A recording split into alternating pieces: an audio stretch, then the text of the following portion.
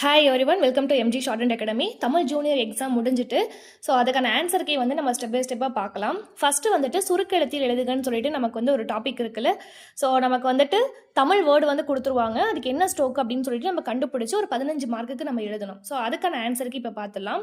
இப்போ வந்து பார்த்தீங்க அப்படின்னா நான் எந்த பேஜில் இருக்குது அதே மாதிரி எந்த எக்ஸசைஸ் அப்படிங்கிறது முதற்கொண்டு எல்லாமே எழுதியிருக்கேன். நீங்கள் என்ன பண்ணலாம்னா இந்த பேஜில் கூட நீங்கள் போயிட்டு ரெஃபர் பண்ணி பார்த்துக்கலாம். ஓகேங்களா? ஃபஸ்ட்டு வந்து பார்த்தீங்க அப்படின்னா அலையோசை ஸ்ட்ரோக் வந்துட்டு பேஜ் நம்பர் 26ல எக்ஸசைஸ் வந்து 15ல இருக்கு.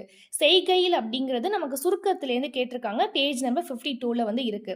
தனிப்பட்ட இடத்தில் அப்படிங்கிறது நமக்கு சுருக்கம், அது பேஜ் நம்பர் 35ல இருக்கு.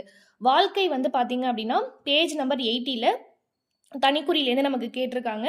அதே மாதிரி குடிசை தொழில் அப்படிங்கிறது சுருக்கம், பேஜ் நம்பர் 66லேருந்து கேட்டிருக்காங்க. பசும்பால் வந்து பார்த்தீங்கன்னா பேஜ் நம்பர் 39ல எக்ஸசைஸ் வந்து 23ல வந்துட்டு இருக்கு. இது வந்து பயிற்சி 23லேருந்து கேட்டிருக்காங்க. வேடிக்கை அப்படிங்கிறது இது வந்து பேஜ் நம்பர் 123ல, இது லெசன் வந்துட்டு 23 அத்தியாயம் 23ல வந்து கொடுத்துருக்காங்க.